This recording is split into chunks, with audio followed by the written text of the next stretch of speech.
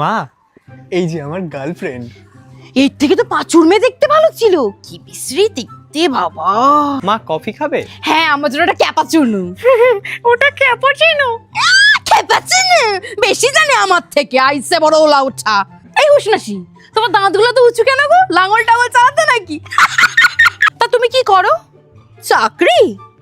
আমার বংশের কোনো মহিলা অবশ্য বাইরে চুল ওড়াতে যায় না, আইসে বড় ঢেপসি মুখী। আমাকে এত কষ্ট করে ভাবে টাকা জমিয়ে পড়তে পাঠালো, সঙ্গটা বন্ধ রেখে নিয়ে চলে এসেছে। কেন, প্রেম করা খারাপ নাকি?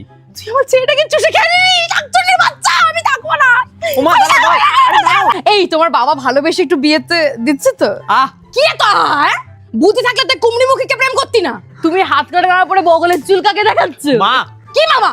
ওকে ঢাকতে পার, গন্ধ আসছে। ছি, নোংরা মহিলা একটা। ওর গায়ের রং যা কালা, তুই ওকে রাত্রেবেলা খুঁজে পাস কি করে? তা তোমার পছন্দের খাবার কি মানুষের মাংস ছাড়া? না মানে আমার ছেলেটাকে তো কাঁচা খেয়ে নিয়েছো, শাকচুন্নির বাচ্চা। তোমার বাড়ির লোক জানে তুমি যেরকম ডিং ডং করে বেড়াচ্ছ? জানে না না, বিছাদর আমি একটা।